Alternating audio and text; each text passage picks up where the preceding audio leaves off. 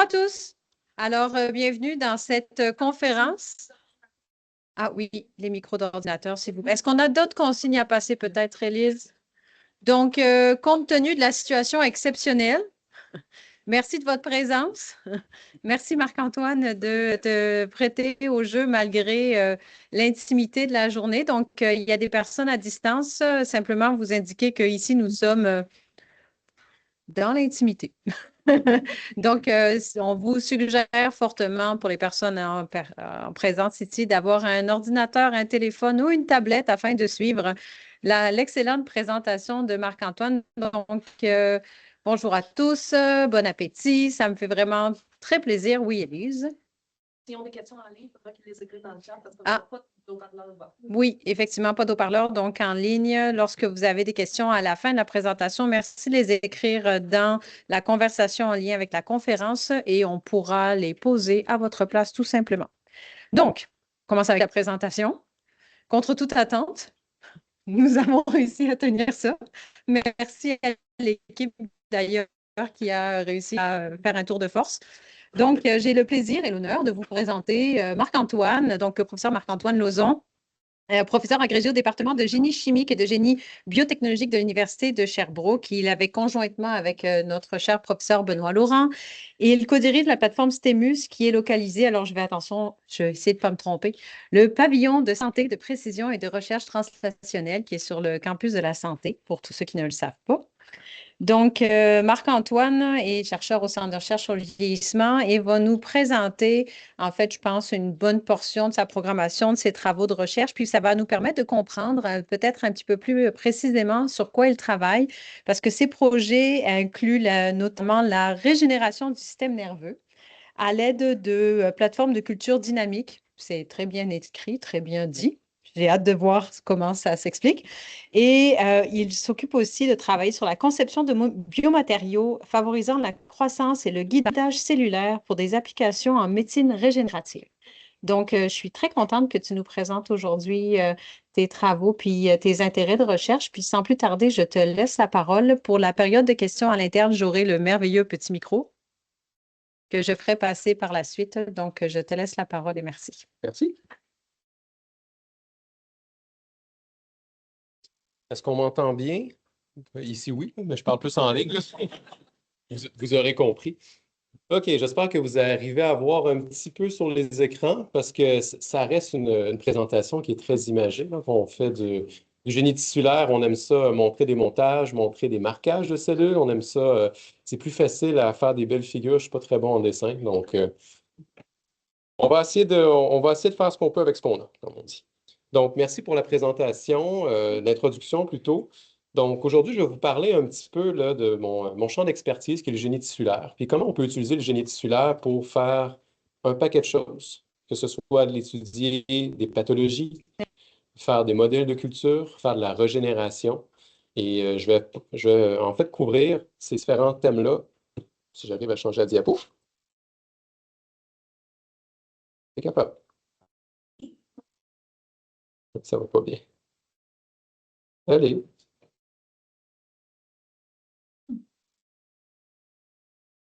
OK, on va y arriver.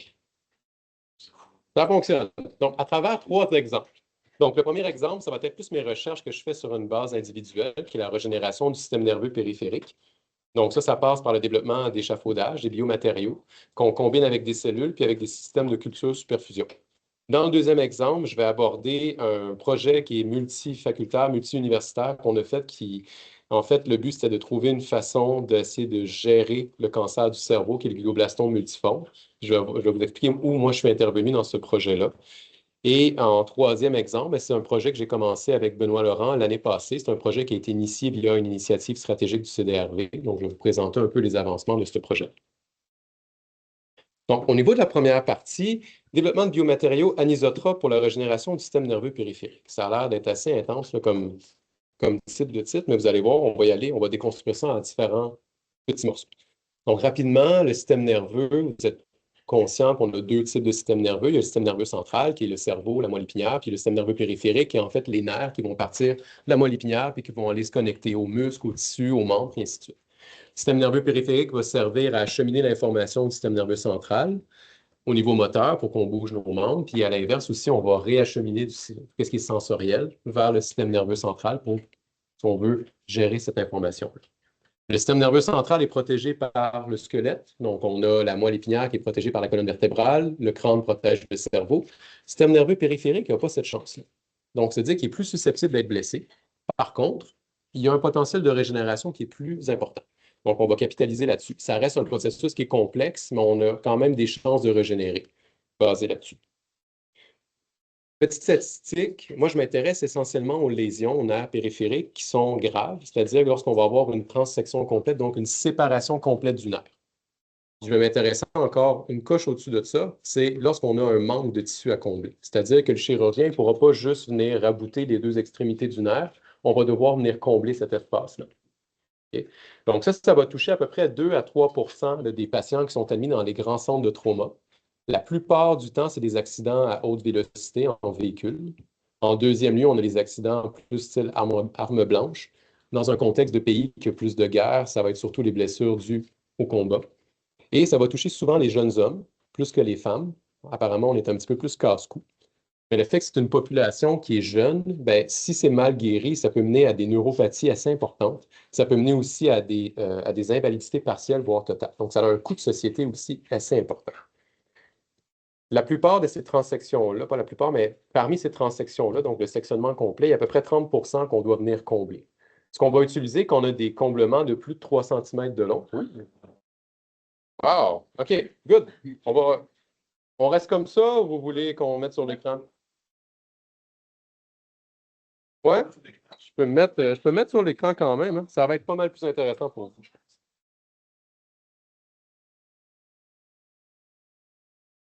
C'est ma première présentation quand même avec un manque de courant.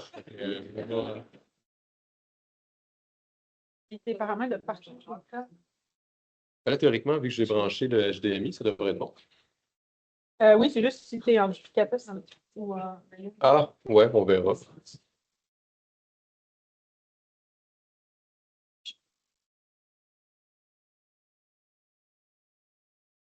C'est le Wi-Fi, on va rester. Ah non, ouais, c'est sûr. Je sais pas, Si ça ne fonctionne pas, c'est pas grave, on va continuer. Il a l'air d'avoir encore du Wi-Fi.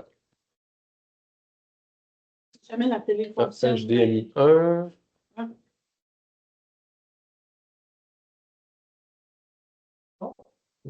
Caméra de télévision. OK. Ils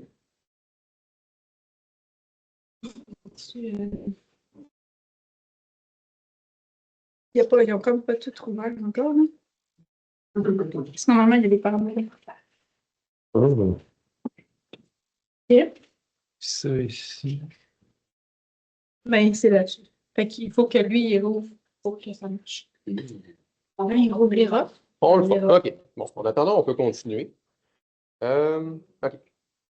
Donc, comme je vous l'expliquais, le processus de régénération, c'est assez complexe. Ça va impliquer un paquet d'acteurs, que ce soit cellulaires, des acteurs chimiques, et ainsi de suite. Le corps peut se régénérer jusqu'à un certain point tout seul, mais c'est quand même assez limité. Donc, rapidement, on doit aller vers des interventions chirurgicales. Et là, je vous avais expliqué que quand on avait des blessures plus longues que 3 cm, on va vers l'autogreffe. On va généralement chercher un nerf au niveau, le nerf sural, au niveau de la jambe. Donc là, ce qu'on fait, c'est qu'on vient blesser un nerf qui était somme toute sain pour venir combler un problème qui était plus grave. Donc, ça peut amener quand même des problématiques chez le patient. Quand ça, c'est généralement, là, quand il manque un bout de nerf de plus de 3 cm, c'est que ça ne va pas bien. En dessous de 3 cm, on va cliniquement utiliser ce qu'on appelle des conduits nerveux synthétiques. C'est déjà des biomatériaux qu'on utilise. Okay? Ça a été montré que c'est plus efficace que l'autogreffe. Donc, nous, on travaille à partir de ce constat-là. Est-ce qu'on peut améliorer les systèmes qui sont actuellement utilisés? Donc, ce que je n'ai pas mentionné, que j'aurais dû vous mentionner aussi, c'est malgré le fait que la médecine moderne est quand même super efficace, il y a à peu près uniquement 40 à 50 des gens qui subissent une intervention chirurgicale qui vont récupérer pleinement leurs fonctions sensorielles et motrices. Donc, malgré ces opérations-là, les patients vont quand même avoir généralement des invalidités partielles. Ça vient du fait que nos matériaux ont des limitations actuellement, fait qu'on peut les améliorer davantage. Donc, le processus de réparation, là, je vous montre une petite figure ici, c'est pour vous montrer quelques-uns des acteurs qui sont impliqués. Je vais attirer votre attention sur les acteurs qui sont les plus importants, qui sont nos cellules de Schwann. Les cellules de Schwann, ce sont des cellules gliales qui sont responsables de faire la synthèse de la gaine de myéline. Donc, ça va permettre aux cellules de Schwann de s'enrouler autour des axones et d'accélérer l'imprimène. Ils vont avoir un rôle aussi de support, un rôle trophique. Par contre, quand on est dans un contexte de réparation, c'est des cellules qui vont jouer un rôle vraiment prépondérant. Ils vont se dédifférencier, ils vont recruter les macrophages, synthétiser des cytokines, synthétiser des facteurs de croissance, guider la croissance axonale. C'est vraiment c'est vraiment le MVP là, de la régénération. Donc, il faut garder ces cellules-là le plus possible. Les matériaux actuellement n'utilisent pas ce type de cellules-là directement. Donc, c'est quelque chose qu'on peut faire pour améliorer le processus de réparation. Le nerf aussi, c'est un tissu qui est très hiérarchique dans sa physiologie. Donc, on va avoir naturellement du tissu conjonctif, mais les unités fonctionnelles qui sont les axones vont être organisées sous forme de ce qu'on appelle des fascicules. Donc, ça va être des ensembles de nerfs, d'axones plutôt, qui vont avoir autour ici notre gaine de myéline. Puis ça va être dans une direction qui va partir, par exemple, d'un ganglion spinal pour aller vers un organe ou un muscle. On va avoir des vaisseaux sanguins, on va avoir aussi du gras pour donner de l'énergie. Donc, le fait que ça soit très hiérarchisé, c'est quelque chose qu'on va vouloir reproduire, qu'on va faire du génie tissulaire à ce niveau-là. Là, on se pose la question, c'est comment, avec le génie tissulaire, on peut augmenter notre compréhension déjà là, du processus de régénération, mais aussi accélérer le processus de réparation. Comme n'importe quel type de biomatériaux qu'on veut faire, on a un cahier des charges à établir. C'est-à-dire, on va établir la liste des contraintes, la liste des spécificités que notre matériau doit avoir. Dans ce contexte-là, on veut aller mimer le plus possible la structure du nerf pour guider, si on veut, la croissance axonale, pour s'assurer que le côté proximal se connecte au côté distal. On veut que le matériau soit biocompatible et généralement biodégradable. On veut que le tissu puisse renaître de lui-même, mais qui serve du biomatériau comme juste un intermédiaire dans son processus de réparation. On veut aussi qu'il permette l'intégration des cellules d'intérêt. On veut que ça stimule la régénération au maximum. Puis on veut aussi quelque chose qui soit mis à l'échelle facilement. Donc, comment on fait pour transposer quelque chose du laboratoire puis amener ça à quelque chose qu'on voudrait amener en clinique et même en production éventuellement? Donc, il faut garder ça en tête, à quel point mon processus de fabrication est facilement mis à l'échelle. Okay? Donc, je vous expliquais qu'il y avait, en ce moment, on utilise déjà les conduits nerveux synthétiques en clinique. On est à la 2e génération. C'est essentiellement des tubes creux. Vous avez un exemple là, en haut ici. Là. Il y a quelques joueurs mondiaux qui développent ce type de matériaux-là. Ils sont essentiellement à base de collagène et de chitosane, un petit peu à base des fois de polymères synthétiques. Donc, ils sont poreux, semi-perméables, biodégradables, mais ils ont quand même beaucoup de limitations. La recherche, on est rendu à la 3e génération en ce moment. Ce n'est pas encore utilisé cliniquement, mais on essaie d'améliorer les matériaux pour les rendre davantage conducteurs, si on veut que ce soit électrique, qu'il y ait une structure qui est plus fidèle au nerf. On veut intégrer davantage d'éléments pour stimuler l'adhésion, la différenciation, la spécialisation des cellules. On peut jouer sur différents fronts. Puis dans le laboratoire, nous, on s'intéresse à ce qui est encadré ici en orange. Donc, on va jouer sur la structure, la composition. On va intégrer également des cellules à l'intérieur. Et on va aussi intégrer différents types de protéines ou des peptides qui vont permettre l'adhésion des cellules, permettre aussi leur différenciation puis leur fonctionnalité. Également, on essaie de travailler à une échelle qui est plus proche de la clinique. Donc, comment on peut faire pour travailler avec des matériaux qui vont jusqu'à une taille de 3, 4, 5 cm de long? Il y a beaucoup de limitations associées à ça. Si on travaille dans des conditions de culture standard, il va y avoir des limitations qu'on va dire de transfert de masse. Moins de transfert d'oxygène, moins de transfert de nutriments. Il risque d'avoir de la nécrose au milieu du tissu. Donc, pour pallier ça, qu'est-ce qu'on fait? On utilise ce qu'on appelle des systèmes sous perfusion. Donc, on vient mimer artificiellement le système sanguin en laboratoire, ce qui permet d'avoir un apport constant ici en nutriments, en oxygène. On se débarrasse des déchets cellulaires. Donc, on peut maintenir le tissu en vie plus longtemps, puis on peut aussi travailler avec des tissus qui sont plus gros.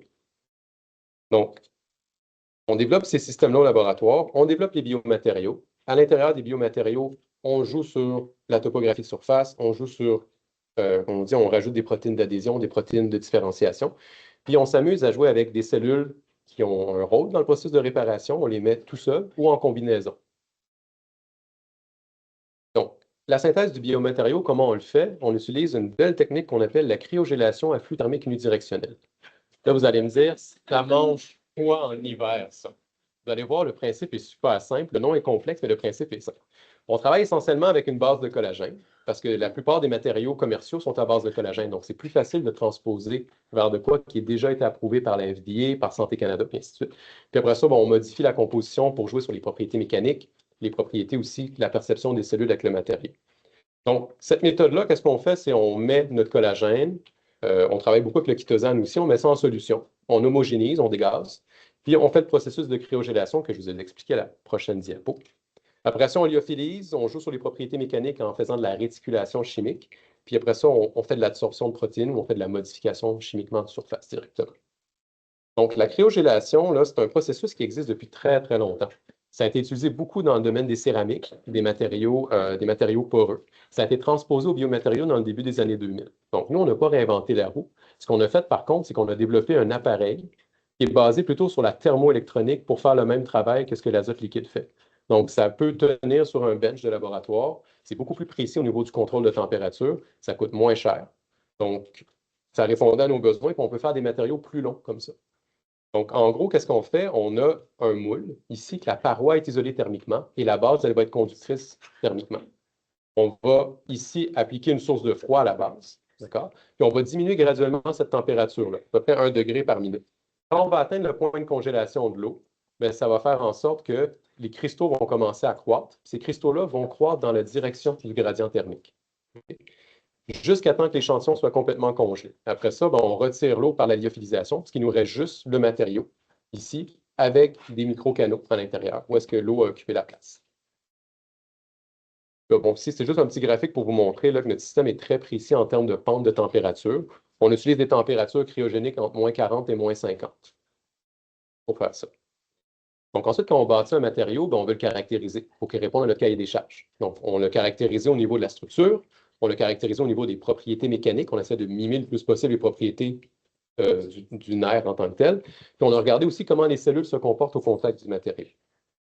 Donc, au niveau des propriétés structurelles, on a fait ici, donc vous avez sur l'image le matériau qui a à peu près ici 35 mm de longueur. Okay? On est allé faire des coupes soit radiales ou longitudinales pour aller voir ici, est-ce qu'on arrive vraiment à voir nos microcanaux. Si on regarde une vue de dessus de notre cylindre, on voit ici les lamelles. Puis si on regarde une vue longitudinale, on voit ici vraiment des alignements dans la direction qu'on souhaite. Alors, on s'est posé la question, OK, quand on fait du SEM, c'est toujours une petite portion qu'on vient voir parce qu'on grossit beaucoup. Nous, ce qu'on veut, c'est que nos aliments soient sur toute la longueur du matériau. Donc, comment on a fait ça? On est allé faire du micro-CT, donc en gros, un scan, comme à l'hôpital, mais adapté au matériau.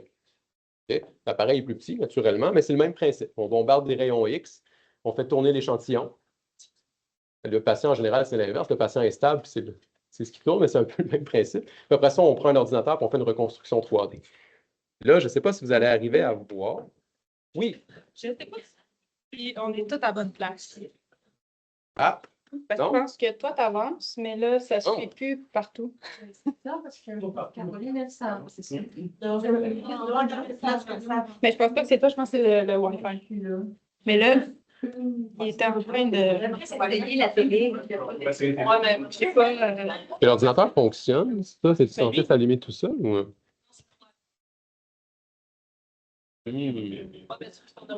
Ah, ben là, avec la télé, peut-être que ça. Mais la télé, elle ne marchera pas, c'est un système d'impression. Ah, Ah, oui. Ça marche. on va y arriver. Sur question en ligne, il faut quand même. Ah, bon. OK. En ligne, est-ce que vous voyez comme quoi? Donc là, ma vidéo ne veut pas fonctionner. Catherine? Ouais. De votre présentateur. C'est encore Changer mon nom. Non, là, c'est bon. C'est bon, mais non, je l'ai changé. Après, il y a juste un délai, en fait. OK. Ouais. OK, on va y arriver. Bon, fait que sur cette vidéo-là, vous voyez, en fait, c'est une reconstruction 3D du matériau, OK, qui a été faite par ordinateur suivant la tomodensitométrie. Puis on voit ici, en fait, notre matériau est très poreux, puis nos alignements sont vraiment sur l'ensemble de la longueur du matériau. Donc, on a vraiment une continuité d'une extrémité à l'autre, chose qui est ce qu'on souhaitait avoir. OK. Ça marche toujours pas? Oui, ça marche. C'est la caméra. On est juste, C'est pas le présentateur. Il voit le Ah. présentateur. Là, je vais juste sortir. Pourtant, j'avais fait dupliquer. Ouais, c'est Ok. dans le PowerPoint, on va juste enlever les slides. C'est de je vais juste décocher ça. Ok. Là, tu vas être correct. L'adaptation. On va y arriver. On va y arriver. C'était-tu comme là? Oui, je t'ai rendu là. OK. Là, Là, c'est correct? ça affiche ça en ligne. C'est noir. Mais ça sent bien, c'est juste OK, c'est bon. C'est bon, ça affiche. Ah, merde. Puis là, lui, il a lâché. OK. OK, on y arrive. OK. Donc, une fois qu'on avait caractérisé la structure, on dit, OK, est-ce qu'on peut caractériser les propriétés mécaniques?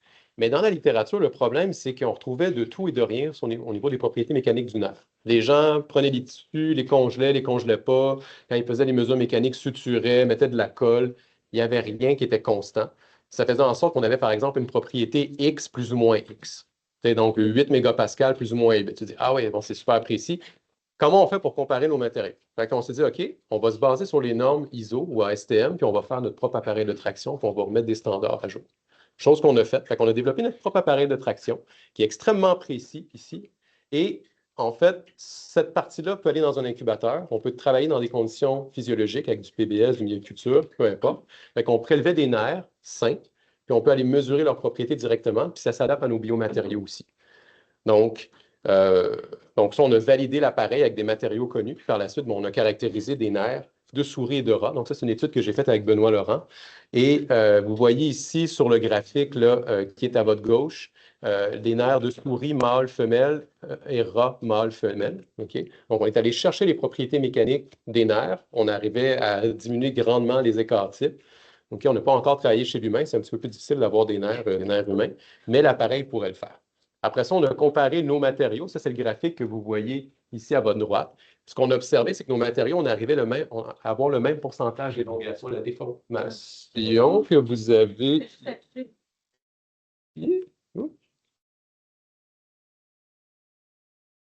On va y arriver.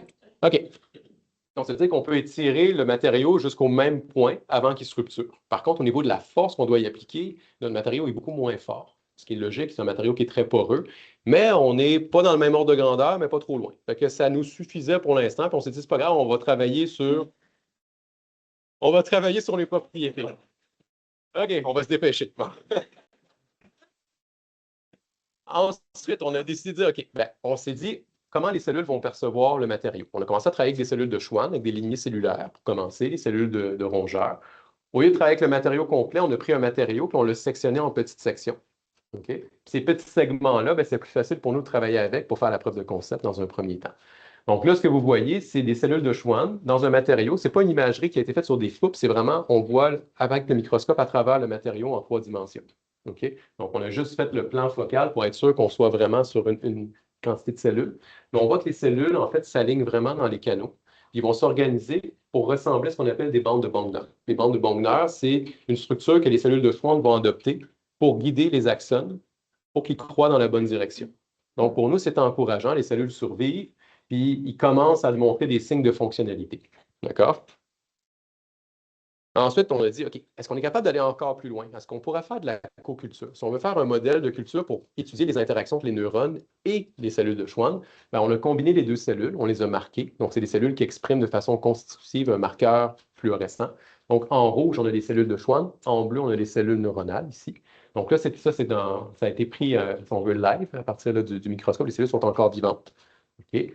Donc, on voyait qu'on avait une très bonne intégration des cellules, on avait même un début de formation de neurites pour nos neurones. Donc, on a des extensions qui commencent à s'aligner dans la direction de nos canaux, chose qui est quand même encourageante.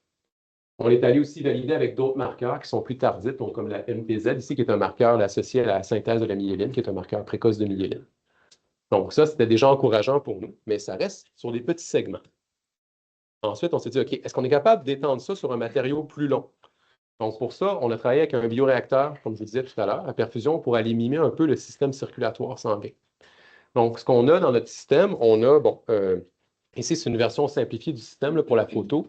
On a une bouteille de culture, on vient prélever ici le milieu avec une petite pompe péristaltique qu'on a développée au laboratoire qui nous permet d'avoir des débits là, entre 0,05 microlitres par minute, là, j'ai mis 0,1 ici parce que c'est ce qu'on a utilisé, puis jusqu'à 10 ml par minute. Donc, c'est extrêmement précis comme type de pompe. Et ça pompe dans, ici, on a 3 chambres de culture qui sont en silicone, qui est optiquement clair. Fait qu'on peut faire des mesures de microscope pendant l'expérience ici. À l'intérieur, on a nos biomatériaux, puis à l'intérieur des biomatériaux, on a nos cellules. D'accord? Donc, on a comparé dans un premier temps, ici, on a ensemencé à une extrémité des cellules neuronales, des cellules de Schwann. On a mis ça dans le bioréacteur, puis on a gardé un contrôle ici qui est plus statique. Donc, on met juste notre matériau dans une plaque de culture standard. Fait qu'on voit sur le haut, les 3 images du haut ici, ça, c'est sans perfusion. Puis ça, c'est avec la perfusion. En vert, les cellules sont vivantes. En rouge, elles sont mortes. OK? Puis là, ici, ben, après quelques jours, il n'y avait juste pas de cellules. Donc, la perfusion, ça nous aide à la fois à avoir une uniformité dans l'ensemencement des cellules, puis ça aide à les garder en vie aussi plus longtemps. Donc, ça, c'était quand même bon signe pour nous. Puis, on est allé aussi valider qu'elles étaient fonctionnelles à ce niveau-là avec les mêmes marqueurs. Bon, là, vous m'excuserez, ça ne sera pas super bien là-dessus. Vous allez devoir me croire sur parole. OK? Donc, là, en ce moment, on continue à travailler là-dessus. On l'a transposé avec un modèle humain, avec des cellules souches. Okay? On travaille beaucoup sur le matériau pour le rendre encore plus résistant mécaniquement, puis aussi pour augmenter encore plus son affinité avec les cellules.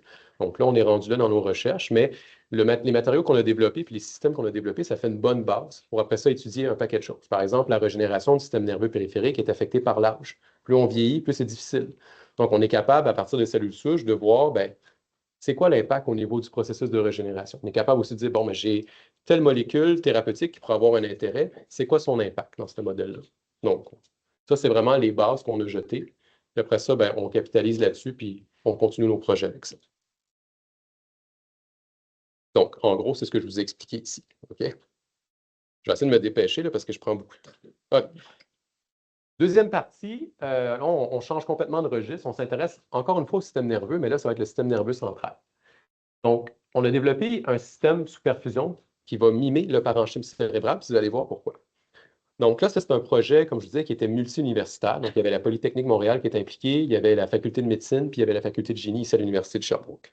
Donc, on s'intéressait au glioblastome multiforme. C'est quoi le glioblastome multiforme? Bien, c'est la forme la plus agressive de cancer du cerveau, puis une des plus communes aussi. Quand on dit agressive, là, le taux de survie est moins de 5 au-delà de 5 ans. Okay? Donc, généralement, quand on a un diagnostic de glioblastome, là, ça ne va pas bien. Okay? Le traitement qu'on fait actuellement, c'est on va faire une résection de la tumeur. Donc, on va venir chirurgicalement retirer la tumeur. Puis le traitement, c'est on va combiner de la radiothérapie avec la chimiothérapie. Par contre, c'est très limité parce que ben, le cerveau est très sensible à la radiothérapie. Donc, on est limité dans les doses qu'on peut donner. Puis au niveau de la chimiothérapie, ben, la barrière hémato-encéphalique, puis même le cerveau est assez sensible, même les cellules saines, donc on est assez limité. La plus grande source de récidive de ces cancers-là, c'est quand les cellules vont sortir de la tumeur puis vont commencer à envahir le parenchyme avoisinant. Puis là, ça va se transformer en ce qu'on appelle un glioblastome qui est diffus, puis ça, c'est incurable. Il n'y a aucun moyen de guérir ça. Donc, les traitements actuels sont inefficaces. Fait qu'on s'est dit, qu'est-ce qu'on pourrait faire pour essayer de jouer sur cette source de récidive-là pour inverser le sens de migration des cellules? Au lieu qu'elles sortent de la tumeur, une fois qu'on retire la tumeur, est-ce qu'on peut les faire revenir en arrière vers une zone que nous, on veut qu'ils aillent? Donc, c'était ça les prémices du projet. Donc, on venait ici au niveau des soins, il y avait toujours la résection de la tumeur. Puis dans la cavité chirurgicale qui reste, le but, c'est de venir intégrer ce qu'on appelle un hydrogel macroporeux. Donc, c'est un gel avec des gros pores. Dans ces pores-là, on avait aussi modifié la surface pour favoriser l'ancrage des cellules cancéreuses, de façon sélective. Dans l'hydrogel, il y avait aussi un système de libération qui libère une chimiokine, donc qui va permettre d'attirer les cellules, surtout les cellules cancéreuses, de façon assez sélective. Puis le but, c'est que les cellules reviennent dans le matériau. Puis après ça, on peut utiliser ce qu'on appelle la radiothérapie, radiochirurgie stéréotaxique. Donc, on peut venir concentrer vraiment très précisément, très localement, une grande source d'ionisation, ce qui permet d'éliminer les cellules. Donc, pas le bio, mais l'hydrogel, il a été fait, lui, à la Polytechnique de Montréal. Donc, c'est le professeur Virgilio qui travaille là-dessus. Moi, je me suis intéressé au système de libération. Puis la partie au CHU était faite surtout au niveau de la radiothérapie. D'accord? Donc, moi, je m'intéressais surtout à savoir, bien, dans le cerveau, c'est dynamique au niveau de l'écoulement du fluide. Puis ça influence beaucoup la libération de nos chimiokines. Fait que comment on peut faire pour considérer cet élément-là pour venir optimiser notre système de libération? Donc, la première étape qu'on a faite, c'est on a fait le système de libération. C'est des nanoparticules qui sont à base d'alginate et de chitosane. Donc, la mise en forme est super simple. Le chitosane est chargé positivement, l'alginate négativement. Donc, ensemble, ils vont bien interagir. Si on contrôle bien les paramètres, on arrive à avoir des nanoparticules à peu près 250 nanomètres en dessous. Fait qu'on a validé déjà la distribution de taille. On a validé aussi qu'on était capable d'encapsuler notre chimioattractant. Dans ce cas-ci, on utilisait le CXCL12, qui est une molécule. Là, en fait, les cellules du glioblastome expriment généralement des récepteurs, beaucoup de ces récepteurs-là. Donc, ça permet de créer ce chimiotactisme-là de façon sélective. On peut aussi utiliser d'autres chimioattractants ou même en combiner. Mais la preuve de concept, c'était avec celui-là parce qu'on savait que nos cellules exprimaient beaucoup ce récepteur-là. Donc, on a regardé qu'on était capable d'encapsuler, jusqu'à quel point on encapsule notre chimioattractant. On a étudié aussi à quelle vitesse ça se libère. Okay? Donc, les cinétiques de libération. Puis enfin, on a validé qu'est-ce qui se libère? Est-ce que c'est toujours actif? Donc, c'est bien d'encapsuler quelque chose. Si la molécule qui est libérée est dénaturée, ça sert à vie. Donc, on a validé avec un système de migration assez simple que nos nanoparticules ici libéraient quelque chose qui permettait d'attirer les cellules. Donc, une fois qu'on a fait ça, on l'a intégré dans l'hydrogel, qui était développé, lui, par la Polytechnique de Montréal. Là, on se dit, OK, comment on fait pour considérer l'aspect dynamique fluide dans le cerveau? Donc, là, vous allez voir, les montages, ils se ressemblent beaucoup. On a repris un de nos vieux montages, puis on a développé ici une chambre de culture qui nous permettait de faire ça. Donc, la chambre de culture, elle est en silicone. Okay? Au centre, ici, on va avoir un hydrogel. La partie centrale, c'est notre trappe à cellules cancéreuses. Des deux côtés, ici, c'est l'équivalent du parenchyme cérébral. C'est un mélange d'alginate et de matrigel. Ça a été démontré dans la littérature que ça mimait les propriétés qu'on retrouve dans le cerveau en tant que tel. Donc, on s'est basé là-dessus. Et en périphérie, on va avoir du liquide qui peut circuler ici. Et on peut avoir aussi du liquide qui passe directement à travers notre gel. Donc, on s'est intéressé à tester différents débits, différentes concentrations initiales pour voir c'était quoi l'impact sur la distribution de notre molécule dans ce qui pourrait ressembler à être le parenchyme, là, si on veut, la zone de tissu qui reste une fois qu'on a retiré la tumeur. Okay? Généralement, on vise jusqu'à 2 cm. On a commencé avec 1 cm, ce qui est quand même déjà une bonne distance de migration pour les cellules. On pouvait aussi collecter ce qui sort de la chambre avec un collecteur de fractions que vous voyez. Je vois ma souris ici. Oh! On va y arriver. Ça s'en vient. Oui. Allez.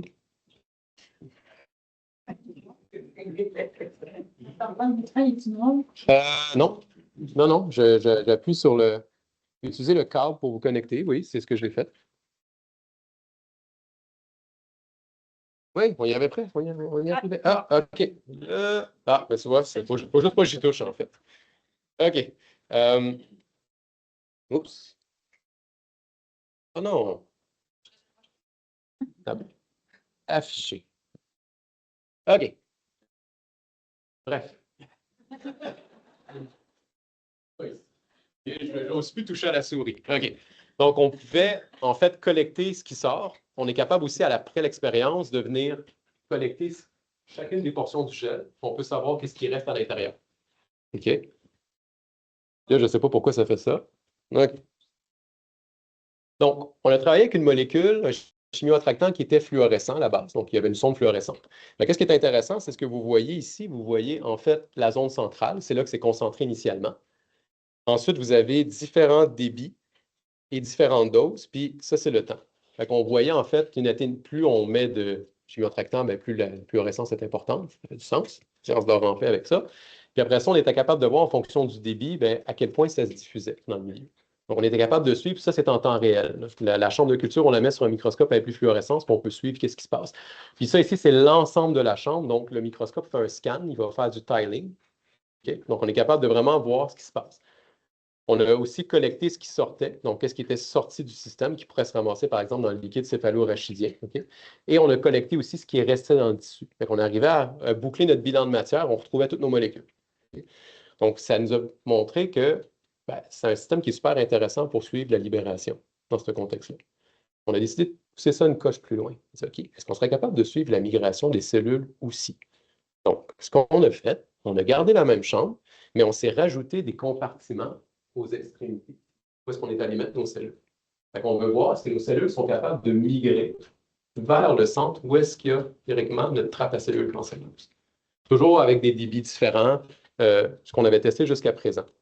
Donc, on a testé ça avec différents types de cellules humaines, des cellules de souris ou de rats, de cancer du glioblastome. C'est un cancer qui c'est très hétérogène en général. Donc là, nous, c'était plus pour la preuve de concept, mais on a accès aussi à plein d'autres cellules qu'on peut voir. Bien, il y en a qui migrent plus, il y en a qui migrent moins, il y en a qui sont plus agressives, donc qui sont moins agressives. Donc, ce qu'on arrivait à voir, ici, vous voyez bon, le bassin des cellules, les deux côtés, initialement. Puis là, ben, c'est sûr que ça, c'est la chambre complète. Dites-vous, c'est comme 3-4 cm de long. Ça fait de la photo. Si on zoome à l'intérieur, on était capable de suivre le front de migration de nos cellules jusqu'au centre ici. Ça, c'est un marquage au tapis qu'on faisait pour venir confirmer. On était capable aussi de venir récupérer nos cellules, des portions de gel, puis on pouvait quantifier les cellules étaient rendues où. Donc, on pouvait suivre à la fois les cellules dans la chambre, mais aussi notre molécule fluorescente. Donc, ça devient un modèle qui est super intéressant. Pour nous, on l'a utilisé pour optimiser le système de libération. On dit, bien, si on est dans une zone du cerveau qui est plus irriguée, on va mettre telle quantité de chimiotractant.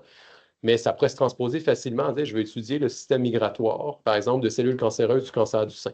Je vais étudier tel autre aspect. Donc, ça se transpose facilement. Fait que ça devient un outil qui est vraiment intéressant. OK.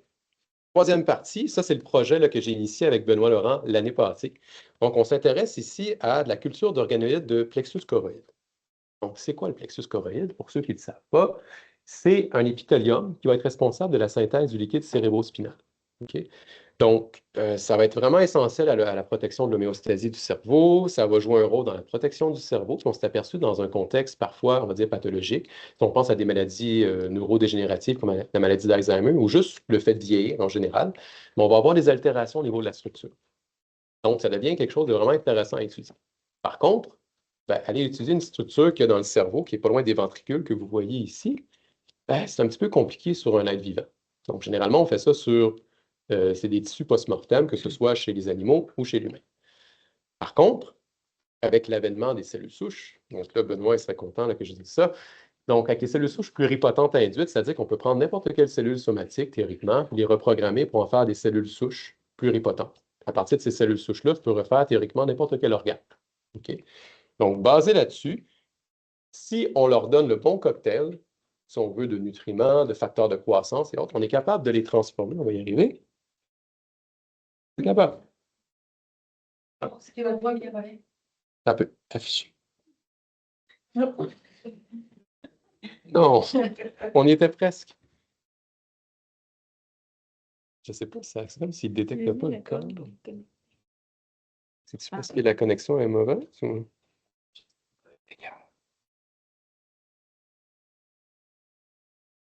Je pense que tu mérites un prix juste pour garder ton calme. J'ai presque fini, j'ai presque fini. Et Ouais, vraiment.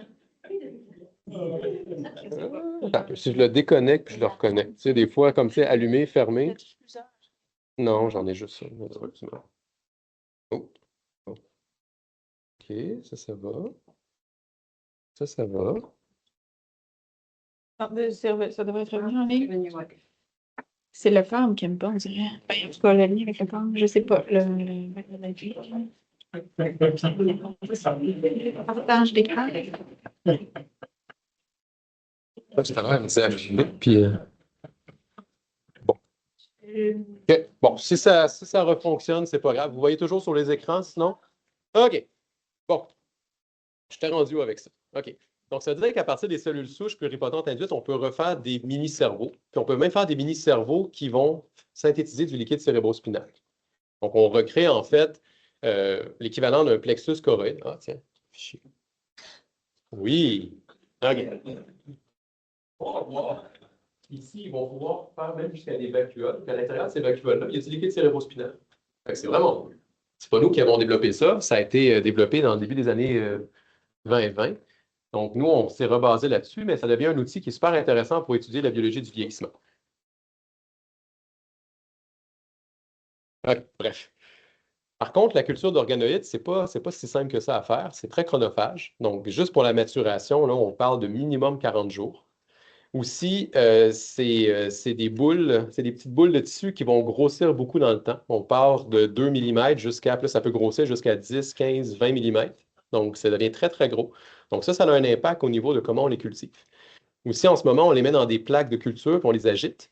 Mais cette agitation-là, ça fait en sorte que, ben, en fait, les cellules, les cellules, nos organoïdes sont très sensibles aux contraintes mécaniques. Donc, si on les agite trop, là, les vacuoles vont exploser, puis en fait, éventuellement, ils meurent. Fait qu'on a à peu près juste 30 qui maturent de façon efficace. Donc, c'est pas évident à faire. Fait qu'on s'est posé la question, est-ce qu'on est capable de prendre ces limitations-là, puis faire un système qui va permettre d'avoir moins de contraintes mécaniques, donc c'est plus doux pour les organoïdes, qui va permettre de leur donner un mouvement, parce que c'est des organoïdes qui doivent absolument être en suspension. Il ne faut pas qu'ils soient adhérés. Et, ouais, c'est pas mal ça. Déjà, c'est des bonnes contraintes. Donc, puis considérer le fait qu'ils vont grossir dans le temps. OK? Donc, ça faisait quand même un gros problème à gérer. Allez, il ne veut plus changer. Ah oui, il m'en reste plus gros des diapos, là.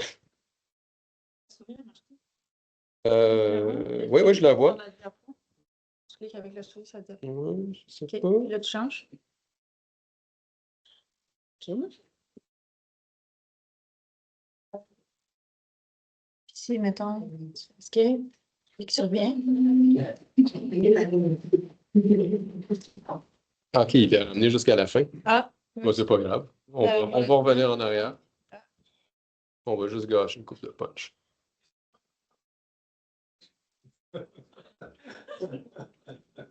OK. Bon, comment on fait ça? Donc, on s'est dit qu'on pouvait développer des petites chambres comme ça. On peut bien contrôler le mouvement du fluide. OK? Et qu'on était capable, là, à partir de ça, de prendre des données vidéo. OK? Prendre ces données vidéo-là, entraîner des modèles de CFD. Donc, c'est de la fluide, la dynamique des fluides computationnels. Donc, en gros, on prend des équations de la physique, on est capable de représenter un système qui est complexe avec ça. Donc, on peut aller chercher les informations sur la vitesse du fluide, la pression, les forces de cisaillement, on peut regarder le transfert de matière. Donc, le but, c'est d'entraîner ces modèles-là. Une fois que ces modèles-là sont bien entraînés, ben, on est capable d'optimiser. Ça devient une boucle itérative. Quand on trouve une condition optimale, ben, nous, on la refait, on reteste, on revalide. Quand tout ça, c'est validé, ben, là, on passe de ce côté-là. Puis le but, c'est de comparer la chambre de culture, nos chambres de culture, avec la méthode traditionnelle. On est capable d'aller chercher, par exemple, la composition dans les vacuoles. On peut faire les immunomarquages pour voir à quel point nos organismes ont maturé, puis ainsi de suite. Donc, la première étape qu'on a faite, c'est qu'on s'est développé un système pour le faire. Donc, dans le système, vous avez toujours le même système, le même principe, des bouteilles d'alimentation, des bouteilles de récupération.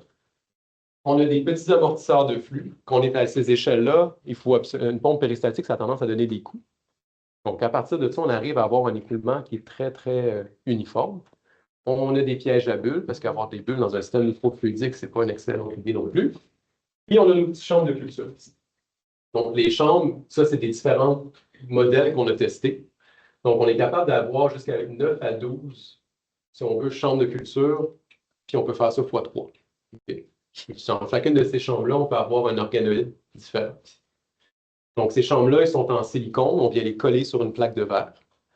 On peut mettre un film PCR par-dessus. Comme ça nous permet de l'ouvrir si on veut aller collecter ce qu'il y a dans les vacuoles. D'accord? Donc, les premières étapes, ça a été de valider, c'est quoi le transfert de masse? À quel point je vais pouvoir avoir un changement de milieu qui est rapide pour m'assurer que mes organoïdes ne meurent pas? Et à quel point je peux avoir un mouvement du fluide qui correspond à ce que je vise à avoir? Donc ici, on a travaillé là, avec des bons vieux colorants alimentaires pour commencer. Ça fait déjà la bonne première étape. Fait que ça ici, c'est une petite chambre pour tester ce modèle-là. Vous allez voir ici, on commence avec du liquide bleu. Puis par la suite, on vient injecter un liquide jaune, puis on regarde le mouvement du fluide, puis combien de temps ça prend pour remplir ou changer complètement le milieu de chacune des chambres. Okay? Fait que ça, c'est accompagné de traitement d'image. D'accord? Puis après ça, ce que vous avez à côté ici, ça, c'est un modèle qui a été fait par CFD. Que je vous disais, là, la dynamique des fluides computationnels, c'est pas moi qui l'ai fait, c'est un collaborateur du projet et c'est son étudiant là, qui est en stage, là, Gianni Van Louven, qui travaille là-dessus. OK? Donc, ça, c'est la partie expérimentale. Vous voyez ici le fluide jaune. Nous, ce qu'on veut, c'est avoir une petite machine à laver aussi. Déjà, c'est encourageant. Okay? Là, vous voyez ici que le temps est accéléré pour qu'on voit le phénomène. Donc, ça nous permet déjà de faire de l'acquisition d'informations. Cette information-là, on la relaie à ceux qui font la modélisation. Puis eux, on refait un modèle de nos chambres. Puis ils peuvent utiliser après ça des modèles. Là, ce que vous voyez, c'est avec le transfert de matière, mais on est capable d'aller chercher plein d'informations, comme je vous disais, sur la vitesse, sur les contraintes mécaniques à différents endroits à l'intérieur de la chambre. Donc, ça nous permet vraiment d'explorer là, tous les aspects multiphysiques. Fait que là, si je démarre la petite vidéo, bien, vous allez voir, vous avez les changements de milieu. Ce n'est pas la même vitesse de temps, mais vous voyez ici, on arrive à recréer vraiment le petit tourbillon qu'on voyait au niveau de la coloration. Donc, ça nous permet de valider en fonction des débits puis des paramètres que le modèle est fonctionnel. Une fois que le modèle est fonctionnel, on fait de l'optimisation. OK? Non. Comment il me reste 2 diapos, là? OK. Bon.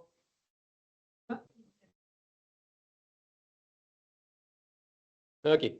Donc, là, l'étape qui reste à faire dans le projet, c'est pas grave, je vais continuer. L'étape qui reste à faire dans le projet, c'est que maintenant on sait que le transfert de matière se fait bien, que le mouvement du fluide se fait bien, on a des organoïdes, fait qu'on les met dans nos chambres, puis on suit leur trajectoire. On essaie de voir à quel point ils vont tourner, est-ce qu'ils calent ou pas, puis ainsi de suite. Puis on peut les suivre à différents niveaux de leur stade de développement. Puis ça, on peut calibrer les modèles. Puis là, les modèles de CFD, on vient faire ce qu'on appelle l'interaction matière-fluide.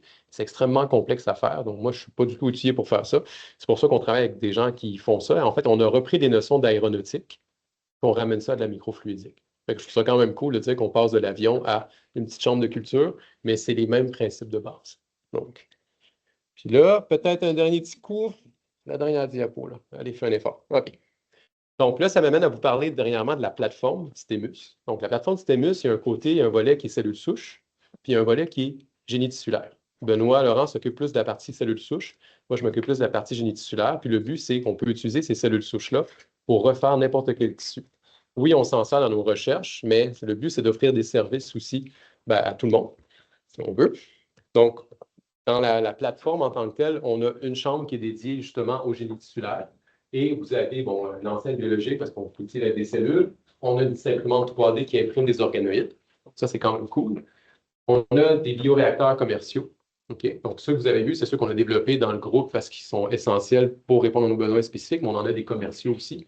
Puis, on a des imprimantes, des bio-imprimantes 3D. Donc, on peut imprimer des cellules avec des structures complexes comme on veut. C'est l'équivalent d'une imprimante 3D. On en a on va dire, avec qui vont être à terme. Comme les imprimantes à filaments, OK? Mais c'est l'équivalent, mais avec ce qu'on appelle des bioencres. On a l'équivalent avec de la résine aussi. Donc, c'est la lumière qui va permettre de créer des structures. Puis on peut aller chercher des résolutions jusqu'à une dizaine de microns. C'est quand même cool. Fait qu'on peut imprimer des cellules avec des matériaux, puis refaire, par exemple, une section d'une moelle épinière. On peut refaire, c'est ce qui nous montrait quand on faisait les démos. C'est quand même cool. Donc, on est vraiment équipé pour tout faire ça. Puis on a des incubateurs qu'on peut faire les cultures. Puis après ça, mais on a toute l'infrastructure nécessaire pour faire les suivis microscopiques, la biologie moléculaire, et ainsi de suite. Donc, le but, c'est d'offrir ce type de service-là à tout le monde. Donc, là, moi, j'avais juste envie de vous montrer un peu qu'est-ce qu'on peut faire avec le génie tissulaire, puis après ça, de voir comment ça peut se transposer à vos recherches, éventuellement. Donc, c'est le genre de choses là, que la plateforme va offrir. Finalement, je voulais juste remercier tous les organismes subventionnaires. Hein, ça coûte de l'argent faire tout ça. Donc, on les remercie beaucoup, dont le CDRV. Puis, j'ai listé ici les étudiants dont j'ai présenté les travaux aujourd'hui. Donc, sans eux, ça n'aurait pas été réalisé non plus. Là. Je travaille beaucoup dans mon bureau. Hein. Malheureusement, je suis plus souvent dans le labo. Mais c'est les étudiants qui travaillent fort dans le laboratoire pour créer tous ces beaux résultats-là. Puis donc, là, ici, c'est une belle petite photo hein, avec la faculté de génie sur le campus principal où est-ce que j'ai mes activités administratives puis d'enseignement. Puis là, c'est pour ceux qui ne l'ont pas vu encore, notre super PSPRT au campus de la santé. Donc, on est au 3e étage. C'est un étage vieillissement et neurosciences. Donc, si vous avez envie de venir voir la plateforme, vous êtes les bienvenus. Voilà.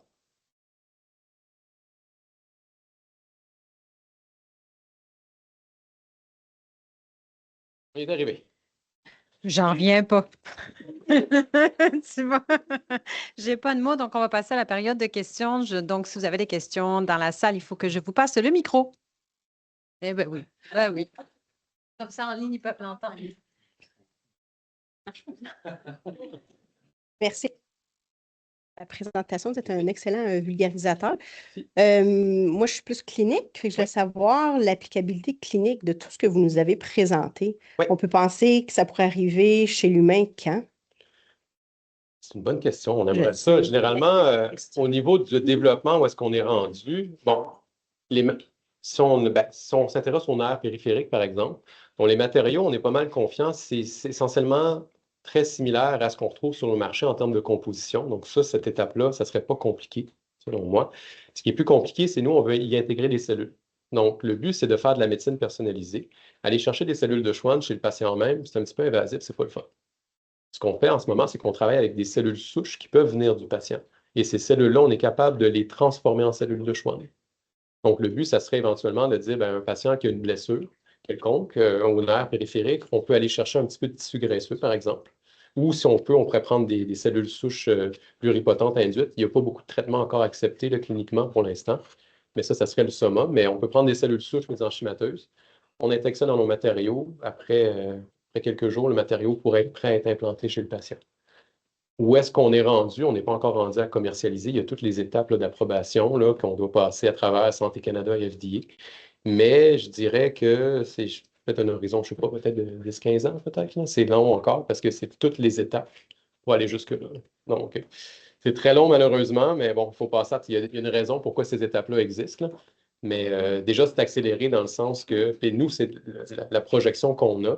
Ça serait ça, mais après ça, si on a une compagnie qui découle, par exemple, de ce qu'on fait en recherche, bien, ça peut accélérer le processus. Là.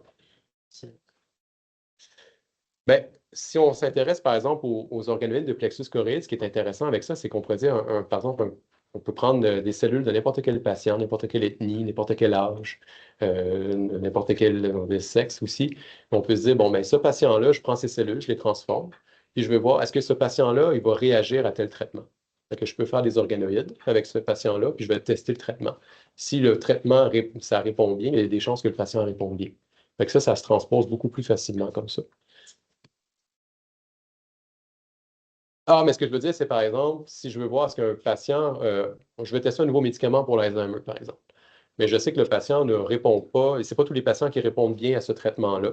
Mais je pourrais tester en avance, est-ce que le patient est susceptible de répondre, juste en travaillant au laboratoire à partir, par exemple, de cellules de cheveux, cellules urinaires. Benoît travaille beaucoup avec le sang et avec les cellules urinaires. Avec un échantillon d'urine, ce n'est pas trop invasif pour un patient. Il peut reprogrammer les cellules. Une fois qu'on a ces cellules-là, là, on peut étudier comment ils vont réagir. Fait que ça fait de la médecine personnalisée. C'est plus facilement applicable, transposable vers la clinique. Quand on parle de biomatériaux implantables, les étapes sont plus longues pour se rendre jusque-là. Mais il y a des bonnes chances que si la technologie elle est efficace et viable, ça risque d'être les entreprises. Il y a des gros joueurs mondiaux. Il y a à peu près 3-4 compagnies qui vendent ça, qui vont sûrement racheter le brevet ou racheter la technologie. Mais moi, je me dis, c'est pas grave, tant mieux, tant que les patients en bénéficient, on fait ça pour les patients éventuellement. Là. Donc, ça peut accélérer parce que ça coûte cher. Bravo aussi pour ta présentation. Je le disais, tu es d'un stoïcisme et tu as été vraiment impressionnant. J'ai beaucoup pendant la pandémie. Ma question, en fait, question très de base, peut-être plus en lien avec la première partie de ta présentation sur une fois que la structure est montée, la structure que tu nous as présentée, est-ce qu'il faut ajouter certaines molécules pour que la repousse soit guidée, soit tirée vers l'autre partie du nerf, ou ça se fait toute seule? Est-ce qu'il faut, tu parlais de cellules de Schwann que vous avez ajoutées, c'est quelque chose à faire ou ça se fait naturellement, normalement, dans le corps de la personne? Il faut les ajouter en général. C'est pour ça qu'on travaille, on se transpose ce qu'on a fait vers les cellules souches. Puis ces cellules souches-là, on peut les transdifférencier ou les différencier vers des cellules de Schwann. Après ça, les cellules de Schwann, elles, si on les bons stimuli, généralement, c'est juste un petit peu de vitamine C, un petit peu d'acide ascorbé. Et elles vont se mettre en mode régénération, puis elles vont synthétiser les facteurs de croissance dont les axones ont besoin pour croître. Donc, oui, il faut leur donner quelques éléments, mais ce n'est pas non plus un cocktail super intense. C'est plus la transdifférenciation qui est plus longue. Mais ça peut être fait, si on veut dire, dans une boîte de culture. Une fois que les cellules sont transdifférenciées, on peut les implanter dans le matériau. Une fois qu'elles sont bien implantées, très uniformes, là, on pourrait éventuellement les mettre chez un patient. Ça a été testé chez les animaux, soit directement des cellules de Schwann ou des cellules souches. Puis le simple fait d'avoir des cellules de Schwann présentes, avec micro-environnement local, c'est suffisant pour qu'elle accélère le processus de réparation. Donc, les cellules, en fait, c'est comme ces cellules de Schwann-là, c'est elles qui font tout le travail. On implante des cellules de Schwann. Oui, théoriquement. Merci. Ça va bien. Est-ce qu'il y aurait une dernière question? Moi, je vais en avoir une. Oui. La partie 2, évidemment, sur le volet cancer me Oui. passionne.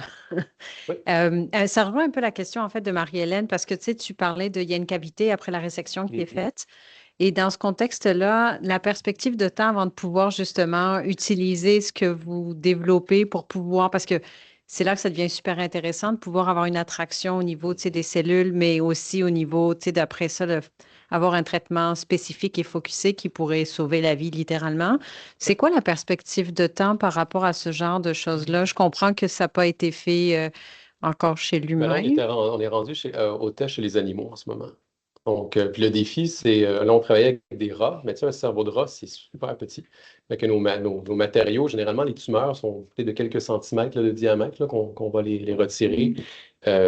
C'est plus facile d'avoir des matériaux de grande taille. Donc là, on se disait, les rats, c'est un petit peu compliqué, fait qu'on voulait passer au lapin.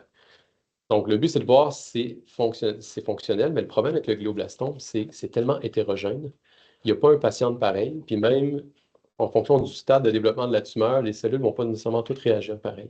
Fait que le but, c'est d'avoir une espèce de système d'attraction qui est le plus universel possible.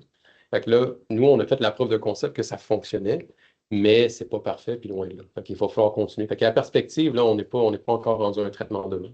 Puis là, le glioblastome, c'est la complexité aussi, tu sais, du cerveau, mais il y a d'autres tissus qui peuvent être affectés ou d'autres organes qui peuvent être affectés par le cancer. Fait que, est-ce qu'il y avait des perspectives de regarder à quel point d'autres tissus plus gros, d'autres organes plus facilement accessibles pourraient aussi être des preuves de Il y concept? avait le cancer du sein qui était très similaire au niveau de ce qui est métastase là, versus le cancer du cerveau.